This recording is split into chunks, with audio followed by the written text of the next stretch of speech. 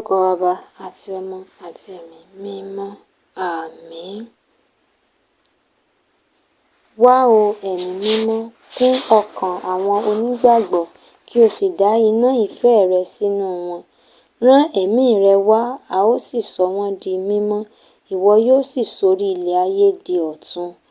Ọlọ́run, ìwọ tí o ti ipa ìmọ́lẹ̀ Ẹ̀mí Mímọ́ tí o sì pàṣẹ fún ọkàn àwọn ènìyàn mímọ́ rẹ, gbà pé nípasẹ̀ Ẹ̀mí Mímọ́ kan náà kí a lè jẹ́ mímọ́ sí òtítọ́ rẹ, kí a sì lè máa yayọ̀ nínú ìtùnú ẹ̀mí kan náà nípasẹ̀ Jésù Kristi Olúwa wa. Àmín. Mo gba Ọlọ́run Olódùmarè gbọ́, ẹlẹ́dàá ọ̀run òun ayé. Mo gba Jésù Kristi gbọ́, ọmọ rẹ̀ nìkan ṣoṣo Olúwa wa, ẹni tí a fi Ẹ̀mí Mímọ́ lóyún, ẹni tí a bí nínú Màríà wúńdíá, ẹni tí ó jìyà lọ́wọ́ Pọ́ńtù Pílátù, ẹni tí a kàn mọ́ àgbélébùú, ẹni tí ó kú tí a sì sin. Ó sọ̀kalẹ̀ re ipò òkú. Ní ọjọ́ kẹta, ó jíǹde kúrò nínú òkú. Ó gòkè re ọ̀run. Ó sì jókòó lọ́wọ́ ọ̀tún Ọlọ́run Baba Olódùmarè. Níbẹ̀ ni yóò ti wá padà dá ààyè òun òkú lẹ́jọ́.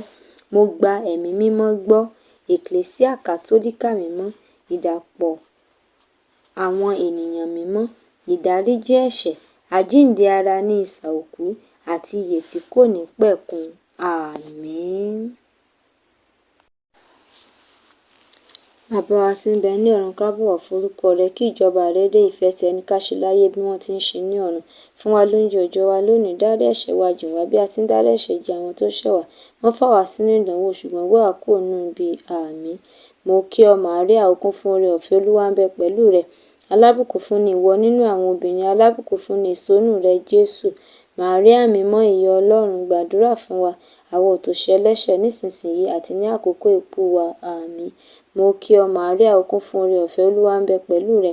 Alábùkún fún ni ìwọ nínú àwọn obìnrin, alábùkún fún ni èso inú rẹ Jésù.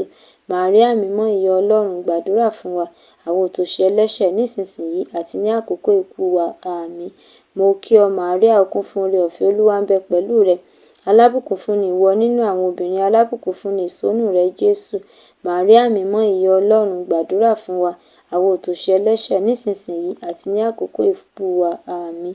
Ògo ni fún Baba àti fún Ọmọ àti fún Ẹ̀mí Mímọ́, bí ó ti wà láìtèkọ́ṣe, ó ń bẹ nísìnyí, bẹ́ẹ̀ ni ó sì máa rí ní ìgbà gbogbo, ayé àìnípẹ̀kun. Àmín. Ó Jésù rere mi, dárí ẹ̀ṣẹ̀ wa jì wá, gbà wá là kúrò lọ́run àpáàdì, darí àwọn ẹ̀mí lọ sí ọ̀run rere, ní pàtàkì àwọn tí ń tọrọ fún àánú oore-ọ̀fẹ́ rẹ. Àmín. Nípa àánú Ọlọ́run, kí ẹ̀mí àwọn olódodo tó ti ṣaláìsí sinmi lálàáfíà. Àmín.